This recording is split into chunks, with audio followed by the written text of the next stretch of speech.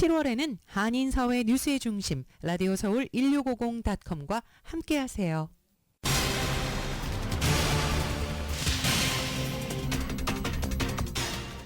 LA 카운티 슈퍼바이저 위원회가 노숙자 처벌에 반대하는 카운티 정부 정책을 재확인할 예정입니다.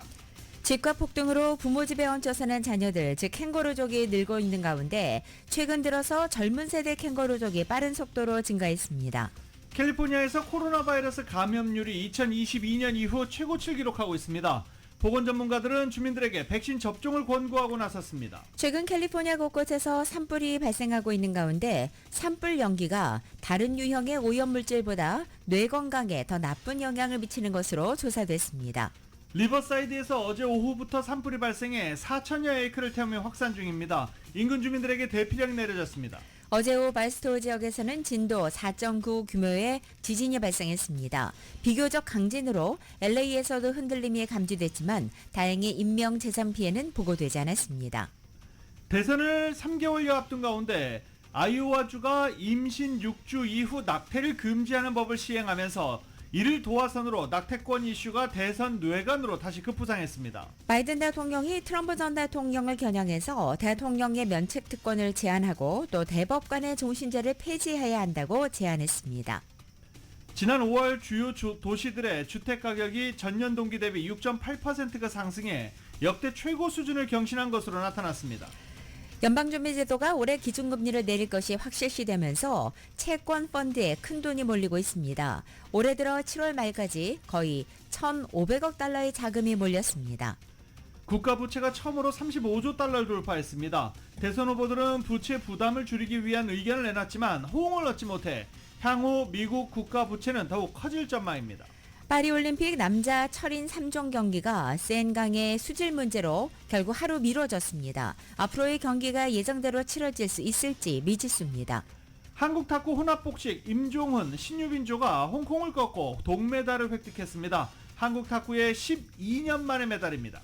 그런가 하면 한국 수영이 남자 800m 단체전에서 사상 처음으로 결승에 진출해서 사상 첫 수영 단체전 메달에 도전합니다. 유도의 이준환 선수는 파리올림픽 준결승에 진출했습니다. 준결승 상대는 세계 랭킹 2위 조지아의 타토 그리살라슈빌리입니다. 독립운동가의 5대 손인 허미미 선수가 여자 유도 57kg급에서 값진 은메달을 획득했습니다. 한국 대표팀은 금메달 5개, 은메달 3개, 동메달 2개로 종합 5위를 기록하고 있습니다. 미국 대표팀은 금메달 3개, 은메달 8개, 동메달 9개로 종합 6위입니다. LA 다저스가 삼각 트레이드를 통해서 세인트루이스의 내야수인 토미 에드먼을 영입했습니다. 에드먼 선수는 지난 WBC 대회에서 한국 대표팀에서 뛰었던 선수입니다. 오늘 뉴욕 증시는 상승 출발하고 있습니다. 원달러 환율은 1385.3원으로 마감했습니다. 남가주 오늘도 대체로 맑은 날씨에 LA 한인타운 낮 최고 기온 82도 예상됩니다.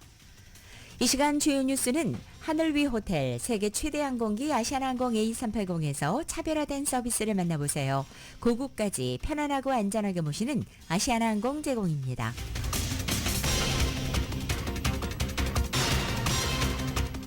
여러분 안녕하십니까? 김윤정입니다. 안녕하십니까? 유지승입니다. 2024년 7월 30일 화요일 라디오 서울 모닝 뉴스 2부입니다. 노숙자 문제 좀 나아졌다 생각하십니까? LA 거주하시는 분들 또 LA 출퇴근하시는 분들 그렇게 생각하시는 분 일단 제주에는 거의 없습니다. 야 더하면 더했지 줄진 않는다. 텐트촌을 철거할 땐 잠시 그런데 쉘터에 들어갔다가 친구를 만나서 오히려 친구들을 데리고 다시 그 자리로 돌아와 텐트가 2동으로 늘었다 이렇게 얘기하는 사람들 이렇게 제보 주시는 분들도 많습니다. 결국 연방대법원이 공공장소에서 텐트를 치는 것 법으로 금지한다라고 판결을 하자 게빈 뉴섬 캘리포니아 주지사가 캘리포니아주에서 이미 많은 돈을 투자를 했고 시간도 충분히 줬다. 이제는 치울 때다 라면서 텐트촌 철거를 명령했습니다. 그런데요. LA 카운티 슈퍼바이저 위원회가 노숙자 처벌에 반대한다라는 조례안을 오늘 선보일 예정입니다. 정윤호 기자입니다. LA 카운티 슈퍼바이저 위원회가 거리에 텐트를 치다 적발된 노숙자들이 연행돼 카운티 구치소에 구금되는 일이 없도록 하기 위해서 이를 분명히 명시하는 조례안을 30일 검토하기로 했습니다. 이 같은 움직임은 지난달 연방대법원이 노숙자 텐트 철거 단속 권한을 로컬 정부에 부여하고 뉴섬 주지사가 가주 전역에서 홈리스 텐트를 철거하도록 행정명령을 발동한 데 이어서 나온 것입니다. 린치 호바스, 힐다 솔리스 카운티 슈퍼바이저가 공동으로 상정한 이 조례안은 LA 카운티 정부가 거리의 노숙자를 처벌하기보다는 이들을 돌보는 접근 방식으로 홈리스 문제에 접근할 것이라는 뜻을 강조하는 것입니다. 연방 대법원의 판결에도 불구하고 카운티 정부의 홈리스 문제 접근 방식에는 변화가 없음을 강조하는 차원입니다. 이 조례안은 노숙자와 주택 위기는 지역적인 문제이며 통일된 대응과 노숙자를 위한 주거시설 마련이나 노숙자 서비스를 위한 자원으로만 해결될 수 있는 문제라고 명시하고 있습니다. 또 카운티 내 로컬 정부에 노숙자 처벌에 반대하는 카운티 정부의 가이드라인을 배포하도록 하는 내용도 담고 있습니다. 앞서 연방대법원은 지난달 시나 카운티 정부가 보도나 공원 등 공공장소에서 홈리스 캠프를 금지하고 텐트를 친 노숙자들을 단속할 수 있는 권한을 부여함으로써 시나 카운티 정부가 강제로 거리의 노숙자 텐트를 철거할 수 있는 길을 열어줬습니다. 개빈 뉴섬 주지사도 지난주 연방대법원의 판결을 근거로 가주 전역에서 홈리스 텐트촌 철거에 돌입하도록 행정명령을 발동했습니다. 하지만 로컬 정부들은 온도차가 나는 입장을 취하고 있습니다. 샌프란시스코나 오클랜드는 본격적인 노숙자 텐트 철거 작업에 돌입한 반면 캐런 베스 LA 시장은 노숙자 쉘터가 마련되지 않은 상황에서 강제 철거는 효과가 없다는 입장입니다. 호바스와 솔리스 슈퍼바이저는 연방 대법원의 판결이 비양심적이라고 비난하며 가주에서 대법원 판결을 계기로 서둘러 노숙자 텐트 철거와 단속에 들어가는 로컬 정부들이 속출하고 있다고 지적했습니다. LA 카운티의 정책은 카운티 직할제에만 적용됩니다. 라디오 서울 뉴스 정현호입니다. 지난 5월 주요 도시들의 주택가격이 역대 최고 수준을 경신했습니다. 스탠더드&포어스 다우존스 인덱스는 지난 5월 미국의 코올로즈 케이스 실러 주택가격 지수가 전년 동기 대비 6.8% 상승해서 사상 최고 수준을 나타냈다고 오늘 아침 밝혔습니다. 이는 다우존스가 집계한 전문가 전망치에 부합하는 수치며 전월 대비로는 0.3% 상승한 것입니다.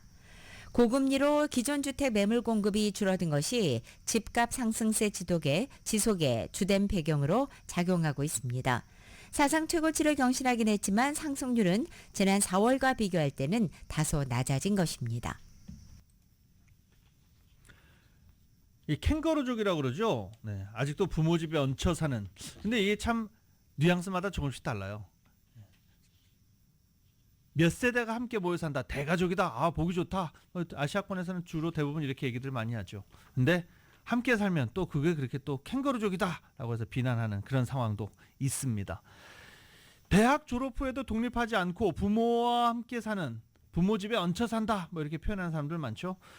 부모와 함께 사는 젊은이들이 최근 크게 늘었다고 그럽니다. 뭐 렌트비 때문이죠. 이은 기자가 보도합니다. 최근 남가주에서 대학을 졸업한 한인 젊은이들이 독립하지 않고 부모와 함께 사는 경우가 부쩍 늘어난 가운데 이 같은 트렌드는 가주 전역에 해당되는 현상으로 확인되었습니다. 가주 내 성인 4명 중 1명꼴로 가족과 함께 사는 것으로 나타났습니다. 1960년대의 경우 24세에서 35세 사이 성인들 가운데 부모와 함께 사는 경우는 5%에 불과했지만 2022년도 기준으로 가주에서 24세에서 35세 사이 성인들 가운데 부모와 함께 사는 경우가 40%가 넘는 것으로 나타났습니다. 대학을 졸업하고 사회에 진출하는 연령대임에도 독립하지 못하는 이유는 치솟은 주거비용을 감당하기 어렵기 때문입니다. 웹사이트 아파트먼트 리스트에 따르면 특히 가주의 하우징 가격은 타주에 비해 훨씬 부담이 크기 때문에 MZ세대 젊은이들이 독립하는 시기가 늦어진다고 지적했습니다. 1960년도에 중간 가격대 하우징을 부담할 수 있는 젊은이들은 60%에 달했지만 2022년도 중간 가격대 하우징을 지불할 수 있는 젊은이들이 18%에 불과합니다. 또 대학생들 가운데 학비에 대한 부담이 커지면서 졸업이 늦어지는 것도 가족들로부터 제때 독립을 하기 힘든 이유로 꼽혔습니다. 젊은이들의 독립이 지연되는 현상은 가주 전역에서 발생하고 있습니다. 북가주 쿠퍼티노에서부터 남가주 리버사이드에 걸쳐 이 같은 현상이 나타나고 있습니다. 리버사이드의 경우 성인 3명 중 1명꼴로 부모와 함께 사는 것으로 알려졌습니다. LA 같은 대도시의 일자리들이 많이 몰려있다 보니 일자리를 찾기 힘든 인랜드 지역 젊은이들이 독립을 하기가 힘든 상황이라는 지적입니다. 소득 수준이 낮은 가정의 젊은이들의 경우 가족 부양이라는 목적으로 인해 가족의 곁을 지키고 있어 히스패닉이나 흑인, 그리고 일부 아시안 커뮤니티 가정의 몇 세대가 함께 사는 경우들이 있어 젊은이들의 독립이 지연되고 있습니다. 라디오솔 뉴스 이은입니다. LA시 도시개발국이 주최한 저소득 아파트 인센티브 프로그램에 대한 공청회에서 한인들을 비롯한 주민들은 각 아파트에 배정된 저소득 유닛에 대한 정보를 투명하게 공개하고 입주 신청에 필요한 통일된 신청서를 만들어달라고 요구했습니다. 지난 25일 한인타운 노동경대 키와 사무실에서 열린 온라인 공청회에서 주민들은 시정부 인센티브를 받고 아파트를 짓는 개발업자들은 아파트 내에 책정돼 있는 저소득 유닛에 대한 정보를 LA시 주택국과 또 비영리단체에 의무적으로 공개할 것과 저소득 유닛 정보를 한국어 등 이민자 언어로 제공하라고 제안했습니다. 또한 저소득 유닛에 대한 소득 기준을 완화해서 한정된 소득으로 살아가는 가정이나 은퇴 시니어도 신청할 수 있도록 할 것과 아파트 내 저소득 유닛에 대한 신청서를 통일시킬 것, 그리고 신청자 선발 과정을 추첨 같은 공개적이고도 투명한 시스템으로 진행할 것을 아울러 촉구한 것입니다. 도시개발국은 주민들의 의견을 수렴한 뒤에 최종 조례안을 8월 말경에 발표할 예정입니다. 코로나 바이러스 감염률이 지금 2022년 이후 최고를 기록했다고 합니다. 백신 접종 해야 된다라고 보건당국자들은 권고를 하고 있고요. 특히 면역체가 약하신 분들은, 약한 주민들은 반드시 백신 접종, 업데이트된 백신 접종을 꼭 맞을 것을 당부하고 있습니다. 그리고 지금 프랑스 파리도 살짝 비상이에요. 선수들 가운데 코로나 바이러스 감염된 선수들이 점점점 늘어나고 있기 때문입니다. 이 외에 로컬 소식 보도국이 전합니다. 가주에서 올 여름 코로나 바이러스 감염률이 2022년 이후로 최고를 기록했습니다. 이는 가주의 폐수에서 검출된 코로나 바이러스 수치를 통해 확인됐습니다. 가주의 코로나 감염 수준은 3주 연속으로 매우 높음을 기록했습니다. 7월 20일이 끝나는 주간 가주 내 폐수의 코로나 바이러스 레벨은 93%를 기록했습니다. LA 카운티의 경우 7월 21일로 끝나는 주에 LA 카운티의 코로나 감염 사례는 하루 413건으로 전주에 기록한 359명에 비해서 늘었습니다. 응급실의 방문 코로나 환자도 같은 기간에 3.4% 늘었습니다. 당국은 올여름 감기 증상이 있다면 코로나 바이러스에 감염됐을 확률이 농후하다고 봤습니다. 당국은 코로나 증상이 있는 주민들의 경우 코로나 검사를 실시하고 만일 양성 반응을 보일 경우 최대한 5일간의 자가격리를 할 것을 당부했습니다. 최근 가주에 산불 피해가 잇따르는 가운데 산불 연기가 다른 유형의 대기 오염보다 뇌 건강에 나쁜 영향을 미치고 치매 위험을 높일 수 있는 것으로 나타났습니다. 29일 필라델피아에서 열린 알츠하이머 협회 국제회의에서 발표된 이번 연구 결과는 가주에서 연일 이어지는 산불 연기로 인해 대기질이 나빠진 가운데 나온 것입니다. 문제가 되고 있는 것은 미세한 입자상 물질 혹은 PM2.5라고 불리는 물질로 폐 깊숙이 흡입되어 혈류로 이동할 수 있는 사람 머리카락 지름의 약 30배 작은 입자들입니다. 산불로 인한 연기, 자동차나 공장에서 뿜는 매연은 심장병과 폐질환을 일으키거나 악화시킬 수 있는 것으로 인식되었는데 이날 공개된 새로운 연구에 따르면 치매에도 영향을 미치는 것으로 나타났습니다. 연구원들은 2009년에서 2019년 사이에 남가주의 노인층 120만 명의 건강 기록을 추적했습니다.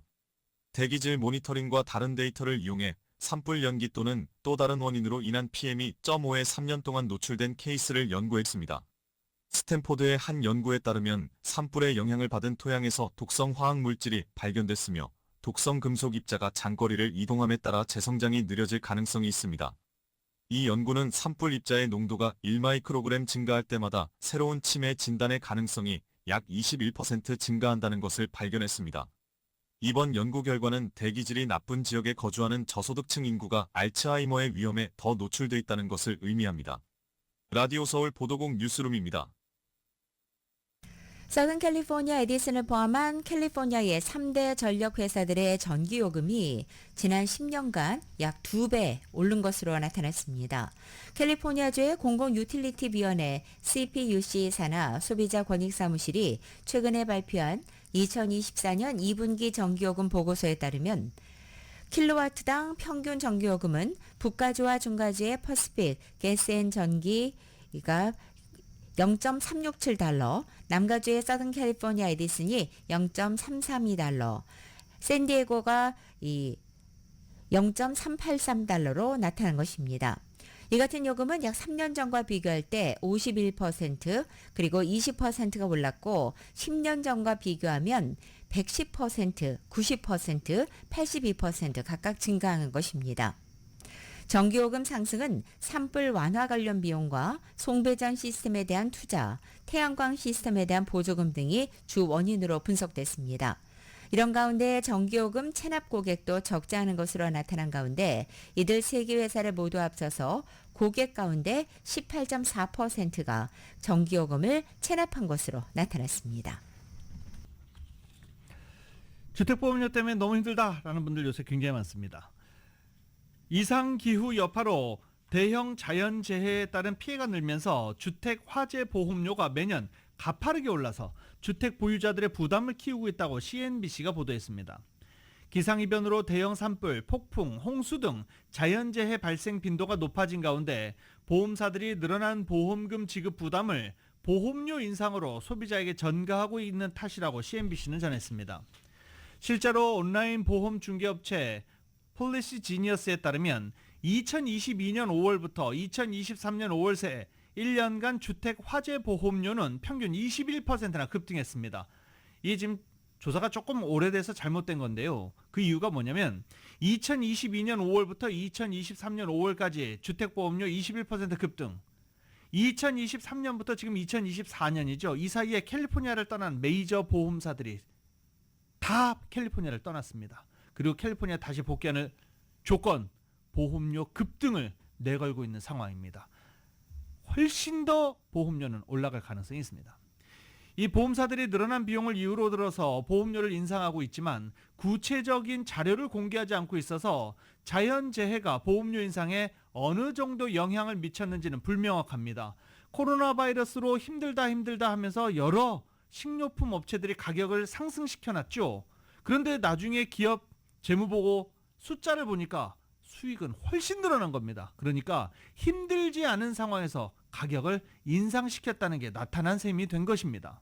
보험회사들도 이런 자료를 공개해라 라는 압박이 서서히 가해지기 시작했습니다.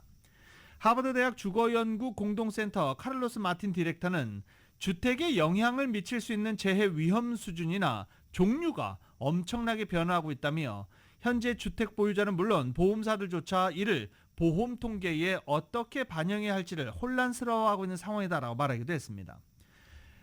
활용할 수 있는 자료가 제한적이기 때문에 자연재해에 따른 보험료 증가가 앞으로 얼마나 이어질지 파악하기 쉽지 않다라고 덧붙이기도 했습니다. 샌버나드로 카운티 발스토어에서 규모 4.9의 지진이 발생해 LA를 비롯한 남가주 전역이 크게 흔들렸습니다. 연방지질조사국에 따르면 29일 오후 1시경 발스토어에서 동쪽으로 약 13마일 떨어진 지점에서 규모 4.9의 지진이 발생한 것입니다. 진앙지에 가까운 샌버나디노 카운티의 도시들에서는 창문과 접시가 깨지고 또 벽에 걸어둔 물건들이 떨어질 정도로 흔들림이 강했으며 LA 한인타운을 포함해 LA 전 지역과 오렌지 카운티 얼바인 등에서도 흔들림이 느껴졌다고 보고됐습니다. 렌초 팔로스 버디스 지역에서 지속적인 지하반 침하로 인해서 가스 공급이 중단됐습니다. 남가주 가스컴퍼니가 팔로스 버디스 드라이브 사우스 북쪽에 포르투갈 밴드 지역에 가스 공급을 중단할 계획이라고 발표했습니다. 이로 인해서 해당 지역 약 135가구, 135가구는 어제부터 가스 공급을 받지 못하고 있습니다. 이 포르투갈 밴드 지역은 최근 지반 약화가 심해지면서 땅이 꺼지고 토지가 이동하는 등의 문제가 발생하고 있습니다. 이에 가스컴퍼니는 600피트가 넘는 파이프라인을 재배치하고 유연한 소재로 배관을 연결하고 비상시 가스를 신속 차단할 수 있는 차단 밸브를 설치했습니다. 또 누출 점검 주기를 줄여 지역에 가스가 노출되고 있는지 수시로 점검했습니다.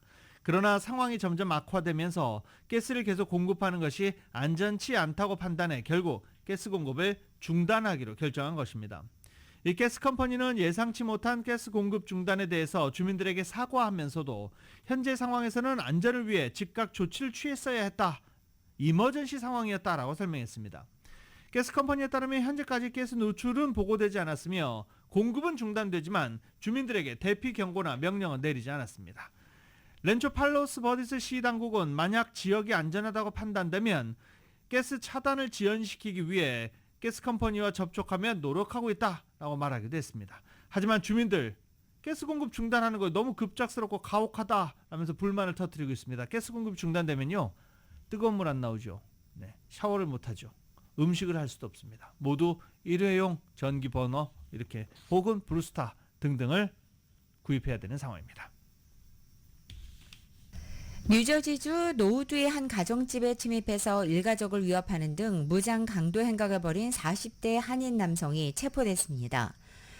버겐 카운티 검찰에 따르면 40살의 박지선 씨는 지난 27일 오후 12시 30분경 한 주택에 침입했고 마스크를 쓴 채 해당 주택에 착오로 들어갔습니다.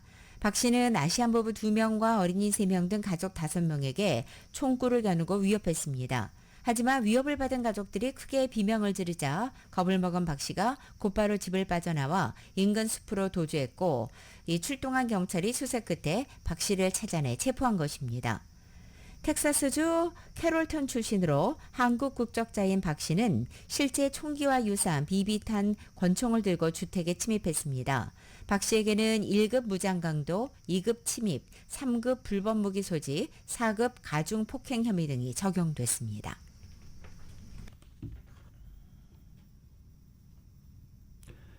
정신건강 문제로 가족이 도움 요청 전화를 했다가 출동한 경찰 총격에 사망한 한인 양용씨 사건과 관련해 또다시 한인 여성이 정신건강 문제를 겪고 있다는 가족의 신고를 받고 출동한 경찰이 쏜총에 맞아 숨지는 이 사건이 발생해서 또 충격을 주고 있습니다. 이 지난 주말인데요. 뉴저지주입니다. 지난 28일 일요일 뉴저지 검찰 발표에 따르면 새벽 1시 25분경 뉴욕 근교의 한 밀집 도시 포트리의 메인스트리트 소재 피나클 아파트 단지에서 정신건강 위기 대응을 위해서 현장에 출동한 경찰이 집안에 있던 여성에게 총격을 가했습니다. 총격 발생 30여 분 만에 결국 이 여성은 사망했고 숨진 여성은 20대 젊은 한인 여성으로 전해졌습니다. 유지승 앵커의 라디오 서울 2024 파리올림픽 특집 방송. 이 시간은 당신의 비즈니스의 시작부터 성공까지 CBB뱅크, 캘리포니아 넘버원 모기지 융자 전문 회사 융자나라 제공입니다. 탁구 임종빈과 신유빈이 혼합복식에서 동메달을 땄습니다. 임종훈, 신유빈조 어제 저희가 준결승 한참 같이 보도해드렸었죠. 근데 아쉽게 중국에 패하면서 3, 4위전으로 내려왔고 3, 4위전에서 홍콩의 웡춘팅, 두호이캠 이 혼합조를 4대 0으로 완파하면서 동메달을 땄습니다. 좀 더 힘을 냈으면 금메달도 가능하지 않았을까. 결승에 올라갔으면 좋았을걸. 여러 가지 생각을 많이 하게 되는, 항상 3, 4위전에 내려오면 그런 생각 많이 들죠. 그래도 한국이 올림픽 탁구에서 메달을 딴 것은 지난 2012년 런던 대회 단체전 은메달 이후 12년 만입니다. 오늘 탁구 혹시 보신 분들 좀 짠하셨을 거예요. 탁구에서 동메달을 확정 지은 순간 이 혼합복식이었잖아요. 신유빈 선수 말고 임종훈 선수가 탁구대에 머리를 박고 흐느끼기 시작했습니다. 얼마나 감동적이었을까요? 네, 저렇게 좋나? 이보다 더 좋을 순 없죠, 사실. 왜냐면요, 딱 20일 뒤에 임종훈 선수가 입영 통지서를 받아놓고 있는 상황이었기 때문입니다. 오늘 동메달을 획득하면서 군 면제 최고죠. 눈물이 안 날 수가 없습니다. 네. 입대를 딱 20일 앞두고 오늘 동메달을 획득하면서 병역 혜택을 받는 드라마 임종훈 선수가 썼습니다. 근데 임종훈 선수 너무나 솔직하죠. 역시 젊은 세대 같아요. 경기 내내 군 면제 생각 안 했다 그러면 그건 인간이 아니다. 생각하고 의식하고 있었다. 그런데 유빈이 때문에 딸 수 있었다. 너무 고맙다. 라고 얘기했습니다. 한 세대에 한번 나올까 말까 한 탁구 신동 신유빈 선수 때문이다 뭐 이렇게 칭찬을 돌렸습니다. 모든 공을 신유빈 선수에게 돌렸습니다. 입영 통지서를 받아놓은 임정훈 선수 이번 동메달로 병역 혜택을 받게 됐습니다. 올림픽 첫 메달을 목에 건 신유빈과 임정훈 선수 이제 여자 단식 단체전 그리고 남자 단체전에서 메달 도전을 이어가게 됩니다. 한국의 여자 유도 허미민 선수가 파리올림픽에서 은메달을 목에 걸었습니다. 연장까지 가는 혈투 끝에 아깝게 패했긴 했지만 이번 대회 유도 종목의 첫 메달이자 8년 만에 여자 유도 메달의 계보를 이은 것입니다. YTN입니다. 허미민은 57kg급 최강자 캐나다의 데구치와 초반부터 대등한 경기를 펼쳤습니다. 끈질기게 상대 소매를 잡고 주특기인 업어치기 공격을 시도했지만 여의치 않았고 지도 하나를 더 받은 채로 연장전에 돌입했습니다. 허미미의 적극적인 공격에 데구치도 지도 하나를 받아 승부는 원점으로 돌아갔지만 허미미가 연장 2분 35초 매치기를 시도하는 과정에서 아쉽게 세 번째 지도를 받았습니다. 얼마만큼 공격을 하려는 의지가 있었느냐를 좀 봐야 되는데 좀 손 놓고 무너진다든지 조금 주저앉다든지 좀 이러면 그냥 바로바로 지도를 좀 주는 상황이라서 아쉬움이 남을 수밖에 없는 반칙패. 하지만 허미미는 올림픽 첫 출전에서 은메달이라는 값진 결과를 수확했습니다. 금메달 타고 싶었었는데 좀 아쉽지만 그래도 메달 탈 수 있어서 좀 행복합니다. 다음 올림픽에서 그 금메달 타고 싶어요. 앞서 이틀 동안 노메달에 그쳤던 우리 유도 대표팀도 허미미의 첫 메달로 가라앉았던 분위기를 다시 끌어올렸습니다. 아쉽게 금메달은 놓쳤지만 허미미는 8년 동안 끊어졌던 여자 유도 메달 계보를 다시 잇는 소중한 은메달을 수확했습니다. 프랑스 파리에서 YTN 양시창입니다. 허미민 선수 인터뷰하는 게 조금 어눌하죠. 네, 제일교포입니다. 와세다 대학교 재학 중인 선수고요. 부모님의 반대에도 불구하고 할머니 유언에 따라 태극마크를 단 선수입니다. 그리고 독립운동가의 5대 손입니다. 네, 허미민 선수 많이 응원해 주십시오. 귀엽게 생겼어요. 네. 자, 그 탁구 얘기 지금 탁구 시상식이 있었는데요. 파리 올림픽 탁구 경기장 혼문합 복식 경기 시상식이 있었습니다. 금메달 중국, 은메달 북한, 동메달 한국. 이 시상식에서요. 북한 인공기와 한국의 태극기가 나란히 올라가는 또 이게 오래간만에 보는 그런 장면이 연출됐습니다. 파리 올림픽 탁구 혼합 복식 3위 결정전과 결승전이 치러진 뒤에 이렇게 시상식이 펼쳐졌습니다. 결승전에서는 탁구 최대 이변의 주인공 북한의 리정식, 김금용 조가 중국에게 져서 은메달을 땄습니다. 담담한 모습으로 시상식에 나왔고요. 동메달의 신유빈과 임정훈이 먼저 시상대에 올랐고 그리고 북한의 이정식, 김금용 선수가 박수를 보냈습니다. 그리고 이들이 은메달리스트로 호명되면서 시상식에 가면서 이 한국 선수와 나란히 악수를 하면서 서로를 축하했습니다. 그리고 모든 시상식이 끝나고 함께 기념사진을 찍기도 했습니다. 북한은 2020 도쿄올림픽의 코로나 사태를 이유로 선수단을 보내지 않아서 국제올림픽위원회 지인계로 2022년 말까지 국제대회에 출전하지 못했었는데 이번 파리 올림픽에서 모습을 드러냈습니다. 양궁 남자 대표팀이 파리올림픽 단체전에서 개최국인 프랑스를 꺾고 금메달을 목에 걸었습니다. 특히 이우석 선수가 결승전에서 모든 화살을 무려 10점에 다 꽂아 넣으면서 완벽한 경기력을 선보였습니다. YTN입니다. 개최국 프랑스와 맞붙은 양궁 남자 단체전 결승. 단연 돋보인 선수는 바로 이우석이었습니다. 첫 올림픽 출전이라는 부담감 탓에 긴장할 수도 있었지만 이우석의 화살은 흔들리지 않았습니다. 결승전에서 쏜 화살 6발 모두를 10점 관역에 꽂아 넣는 최고의 기량을 뽐냈습니다. 이우석의 활약을 앞세운 우리 대표팀은 홈 관중 응원에 힘입은 프랑스를 세트스코어 5대1로 압도했습니다. 10점을 쏜다는 생각을 안 하고 쏘니까 제가 솔직히 말해서 만점을 쐈다는 것도 모르는 상태였거든요. 그런 만큼 이제 무아지경으로 이제 저는 이제 그 경기에만 집중을 했었기 때문에 이제 좋은 결과로 나타났다고 생각을 합니다. 무엇보다 우리 선수들의 팀워크가 돋보였습니다.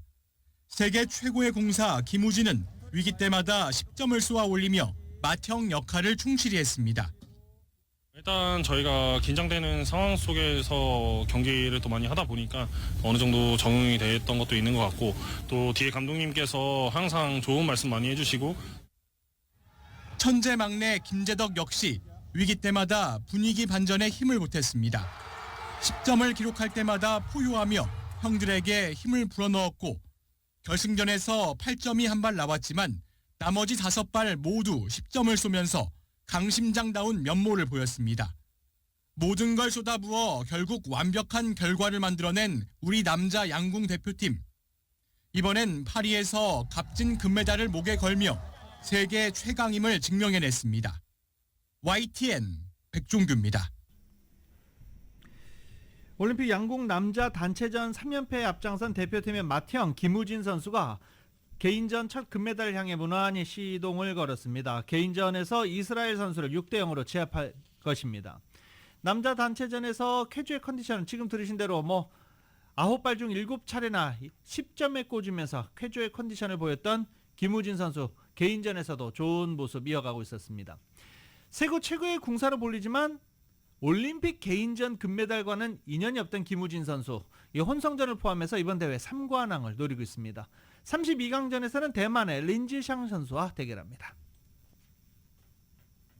주종목 자유형 200m에서 아쉽게 결승 진출에 실패한 한국 수영의 에이스인 황선우 선수가 한프리에 나서게 됩니다. 황금 세대로 평가받는 동료들과 함께 800m 개영에 출전해서 단체전 첫 메달에 도전하는 것입니다. 남자 자유형 200m의 유력한 메달 후보로 꼽혔던 황선우는 0.04초 차이로 결승 진출에 실패했습니다. 충격적인 결과였지만 황선우는 수영 인생이 끝나는 건 아니라며 다음 경기에 집중하겠다는 뜻을 밝혔습니다. 각오를 다진 황선우가 오늘 저녁 개영 800m에서 역사상 첫 올림픽 단체전 메달에 도전합니다. 대표팀은 체력 안배 등을 위해 애초 4명이던 엔트리를 6명으로 늘렸는데 동메달을 따내며 기세가 오른 김우민, 최근 기록을 끌어올린 이호준과 이유연, 양재훈과 김영현까지 한국 수영의 황금 세대가 총출동할 예정입니다. 개영에서는 4명의 선수가 모두 다 잘해야 되기 때문에 출전하는 모든 선수들이 각자 중요한 역할을 가지고 있다고 알아주시면 좋을 것 같습니다. 김우민은 개인 종목인 자유형 800m와 1500m 출전까지 포기하고 개영 경기 준비에 전념하고 있습니다. 이번에 진짜 준비 열심히 하고 많이 했으니까 꼭 많은 응원 부탁드립니다. 감사합니다. 일단 저희는 포기하지 않고 지금 3년 동안 잘 달려왔으니까 후회 없는 경기를 할 수 있도록 최선을 다하겠습니다.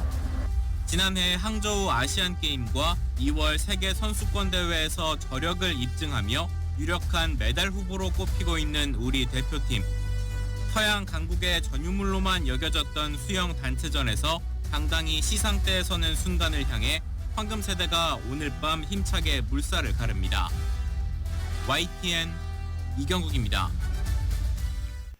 자, 이 센강의 수질 문제 계속 논란이 됐었죠. 개막식을 어찌어찌 하기는 했습니다. 그런데 이 파리올림픽 남자 철인 3종 경기가 센강의 수질 때문에 결국 하루 미뤄졌습니다. 비가 오면 물이 더러워질 수 있는 만큼 앞으로 경기가 예정대로 치러질 수 있을지, 비 한 번 더 오면 파리올림픽 끝날 때까지도 힘들 것 같아요. 아쉬운 상황입니다. 방금 속보가 하나 들어왔는데 유도의 이준환 선수가 올림픽 남자 81kg급에서 동메달을 획득했습니다. 이준환 선수가 준결승전에서 패하면서 동메달 결정전으로 밀려났는데 동메달 결정전에서 동메달을 획득했습니다. 자, 그리고 파리의 센강 문제, 제가 지금 전해드리다가 속보 전해드렸죠. 센강 문제 때문에 과연 센강에서 치러질 여러 수영 경기가 제대로 치러질 수 있을지 이번 올림픽 최대 변수입니다. YTN입니다. 프랑스 파리 센 강변 관중석이 텅 비었습니다. 선수들의 훈련이 연이틀 취소된 데 이어 급기야 남자 철인 3종 경기마저 연기돼섭니다. We came and just found out when we got here and saw that nothing was set up in the transition area, that it wasn't happening this morning. 올림픽 조직위원회의 호언 장담과는 달리 센강 수질은 경기하기에 적합할 정도로 충분히 좋아지지 않았습니다. 개막식 당일과 이튿날 비가 내린 게 치명적이었습니다.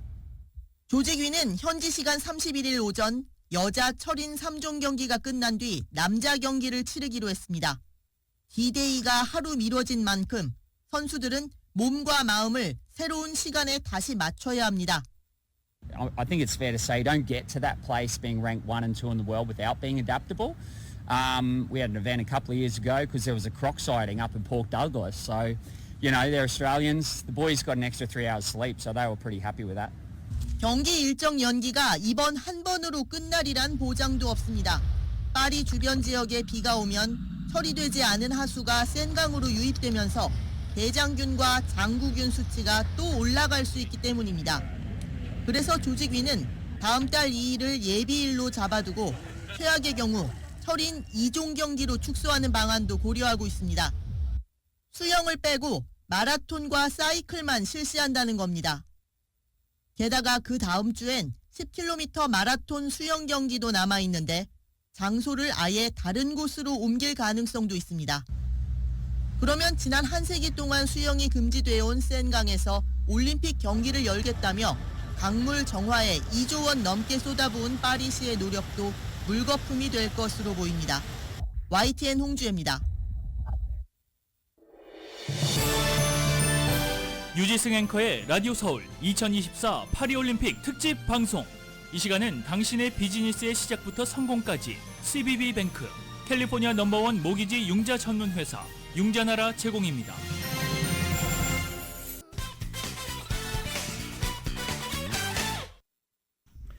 대선 후보직에서 물러난 바이든 대통령이 마지막 과업으로 대법원 개혁을 강조하고 나섰습니다. 트럼프 전 대통령을 겨냥해 대통령 면책 특권을 제한하고 종신직인 대법관 임기도 기한을 둘 것을 제안했습니다. YTN입니다. 56년 전 연임을 포기했던 린든 존슨 대통령 기념도서관에선 바이든 대통령.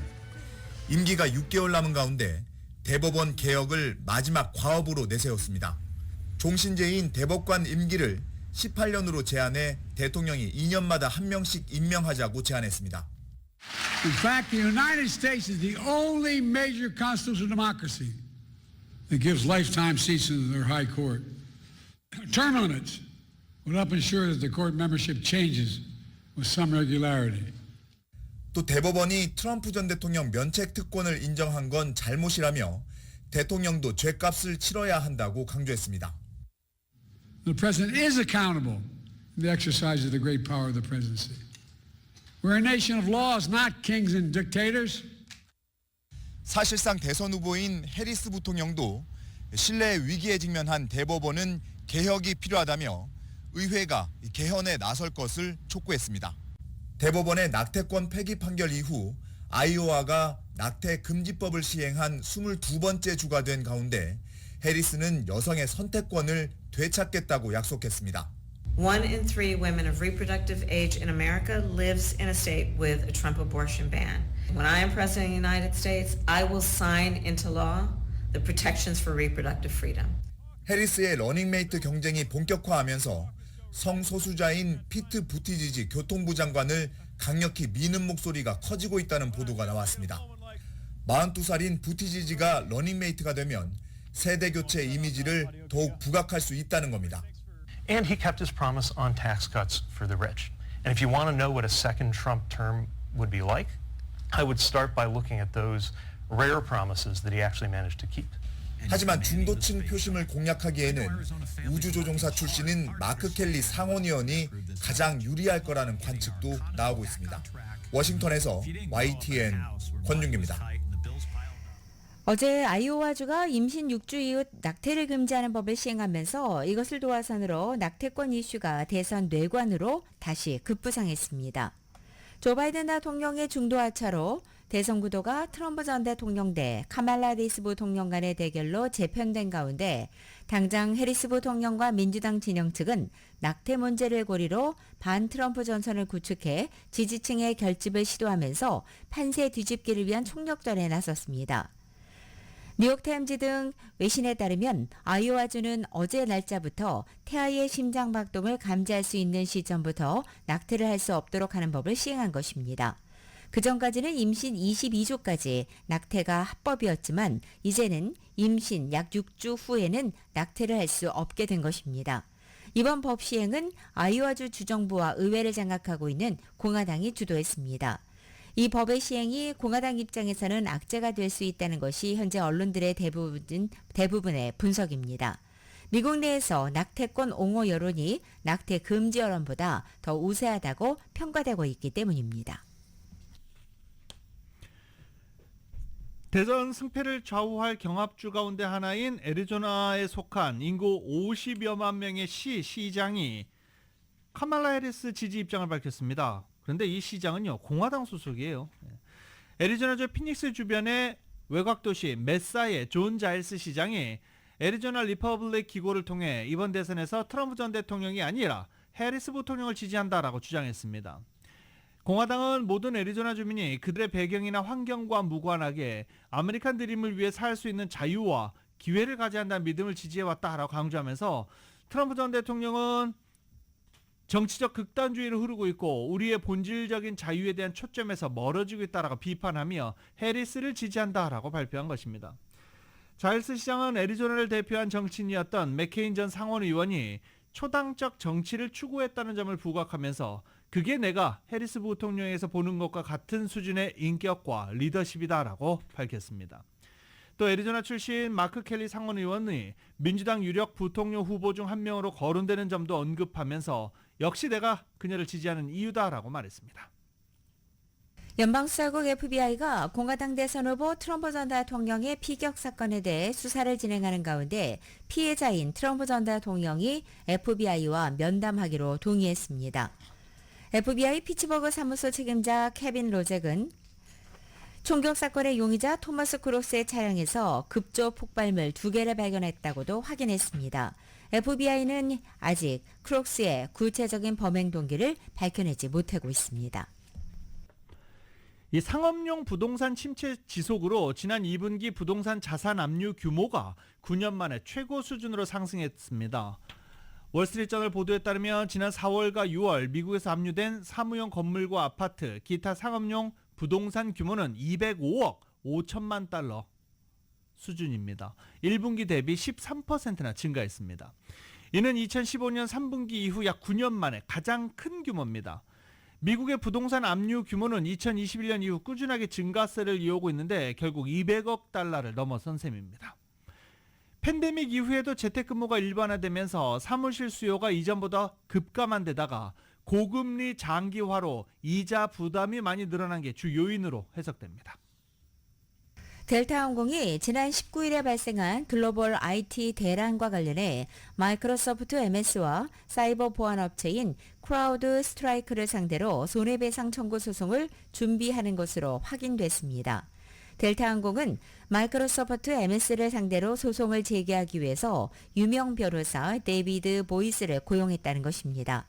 델타항공은 이번 사태로 컴퓨터가 다운되면서 약 7,000편의 항공편이 취소됐고 이로 인해 17만 6천 건 이상의 환불 또는 환금 요청을 처리하고 있다고 밝혔습니다. 따라서 이번 혼란으로 3억 5천만에서 5억 달러의 손해를 입은 것으로 추정되고 있습니다. 전 세계 해외 여행객 수가 코로나 팬데믹 이전을 넘어설 것으로 전망되면서 경제적 이득 그리고 과잉 관광, 이 오버 투어리즘이라고 그러죠. 이 과잉 관광 부작용 사이에서 논란이 이어지고 있습니다. 이코노미스트는 해외 관광객 증가세와 주요 관광국 경제에 미친 영향을 분석했는데 올해 해외 관광객 수는 15억 명에 육박할 것으로 전망됐습니다. 팬데믹 직전인 2019년보다 약간 많은 수치입니다. 올 들어 신흥국에서 관광객 증가세가 두드러지고 있습니다. 알바니아와 사우디아라비아로 여행을 떠난 사람이 2019년 동기 대비 약 2배나 더 늘어난 것으로 나타났습니다. 관광객은 돈을 들고 와서 현지 제품과 서비스를 소비하면서 소비세를 내면서도 공공 서비스를 많이 이용하지 않기 때문에 각국 중앙은행이나 재무부로서는 환영할 일입니다. 관광 대국인 그리스, 포르투갈, 스페인 경제 성장률이 2% 이상이었는데 이는 유럽 평균 0.4%보다 높습니다. 관광 때문입니다. 관광지 물가가 높아지는 대신 현지 주민의 임금도 상승할 수 있는 작용도 하고 있습니다. 하지만 정치인들은 관광객 수를 제한하라는 유권자들의 압박도 받고 있습니다. 관광객 유입으로 국가의 세수가 증가하면 그 혜택은 국가에 분산되는 반면 과잉 관광으로 발생하는 비용은 관광지가 집중적으로 부담해야 하는 탓입니다. 폐쇄형 플랫폼에 대해 얘기하면 화가 납니다. 모바일 시대에는 애플이 승리한 것처럼 보이지만 다음 세대에는 오픈 생태계가 승리할 것으로 확신합니다. 이 페이스북의 모회사 메타 플랫폼의 CEO가 어제 인공지능 AI 오픈소스 플랫폼에 대한 자신의 철학을 이렇게 밝힌 것입니다. 저커버그 CEO는 어제 콜로라도 컨벤션 센터에서 열린 컴퓨터 그래픽스 컨퍼런스 시니크래프에서 호스트인 젠슨 왕 CEO와 AI에 대해 대담하며 이같이 소감을 밝힌 것입니다. 2024년 7월 30일 화요일에 전해드린 라디오서울 모닝뉴스 여기서 마치겠습니다. 지금까지 진행의 유지승, 김윤정이었습니다.